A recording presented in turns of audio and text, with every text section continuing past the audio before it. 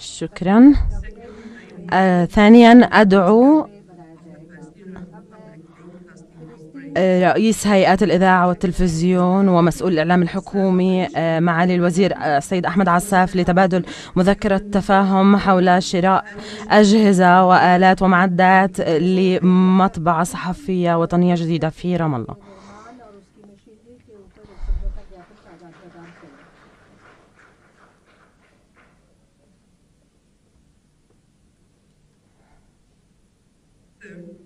ثالثا أدعو وزير الفلسطيني للاقتصاد الوطني معالي السيدة عبير عودة لتبادل مذكرة تفاهم حول إنشاء مركز هندي فلسطيني تحت اسم التراثي لتمكين النساء، وهو مركز وطني لتنمية وتسويق منتجات التراث الفلسطيني.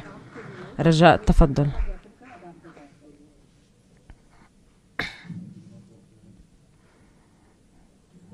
رابعا والآن أدعو ممثل الهند في فلسطين معالي السيد أنيس راجان ووزير التربية والتعليم الفلسطيني الدكتور صبري صيدم لتبادل 3 مذكرات تفاهم حول بناء 3 مدارس في جنين، طوباس وأبو ديس. تفضلوا رجاء.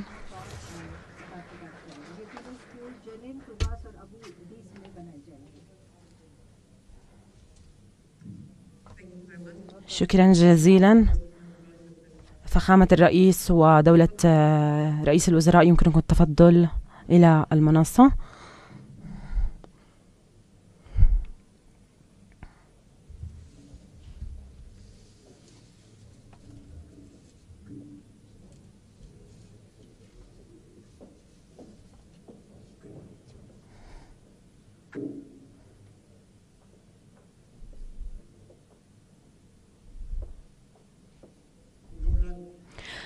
Your Excellency Prime Minister Narendra Modi, it is my pleasure and honor first to welcome you as a great guest and a dear guest to our Palestinian people on your first historic visit to Palestine, which holds to you personally and to the Republic of India and the Indian people, the friendly Indian people, the most exalted sentiments of love and deep appreciation, and your honoring of our invitation to visit us reaffirms the depth of historical relationships, the solid relationships which tie our countries and which will contribute undoubtedly to further development and advancement of the deeply seated friendship ties between our peoples. In this context, I highly appreciate the positions, the noble and dignifying positions of India for long decades towards the Palestinian people and their just cause. Great India, with its people and current leadership and historical leadership, formal leadership, has always stood by the side of righteousness, justice, and peace in Palestine. And it has been one of the first countries to recognize the state of Palestine in 1988. Ladies and gentlemen, I have conducted a session of talks, fruitful and constructive talks, with His Excellency the Prime Minister Modi, Mr. Modi.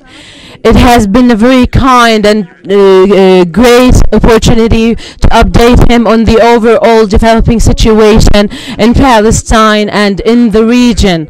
And I have exchanged with His Excellency points of view relating to the prospects of peace and getting the peace process out of this dilemma due to the continuing Israeli occupation of our land and the blocking of the political horizon and prospects follow in the wake of the US President's decision on Jerusalem and refugees. Here I would like to reassert our commitment to political action and negotiations as a means of achieving our national goals to freedom and independence in accordance with the two-state solution along the lines of 1967 and the internationally legitimate resolutions, so that both Palestine and Israel can coexist in peace and security, provided that East Jerusalem is the capital of the state of Palestine. And we have not and will not, did not and will not reject negotiations ever.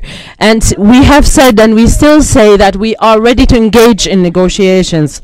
The formation of a multilateral mechanism that stems or produced by an international peace convention is the most ideal way to broker such negotiations. In this regard, we rely on India's role as an international force of great standing and weight through its historical role in the non-aligned movement and in all international fora, and its increasingly growing power on the strategic and economic levels in a way that is conducive to just and desired peace in our region, and which will impact peace and world and security and peace.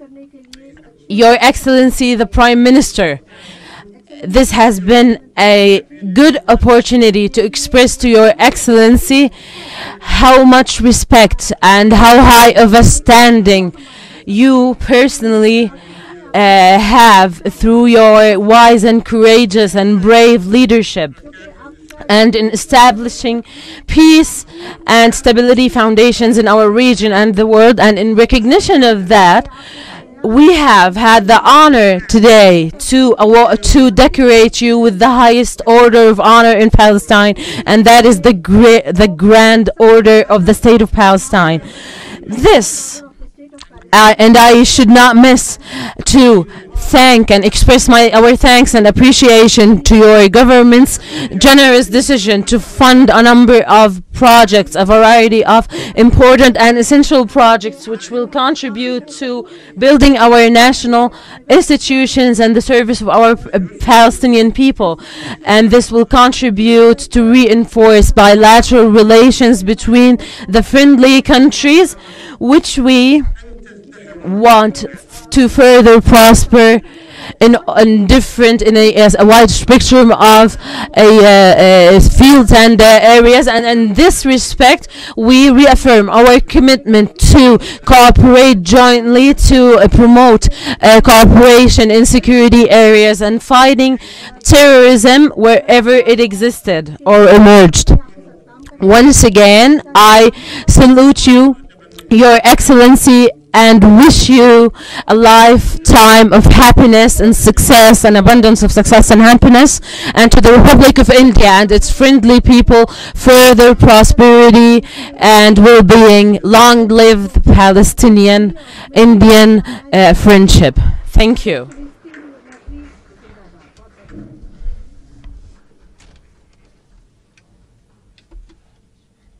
Now I take it from here.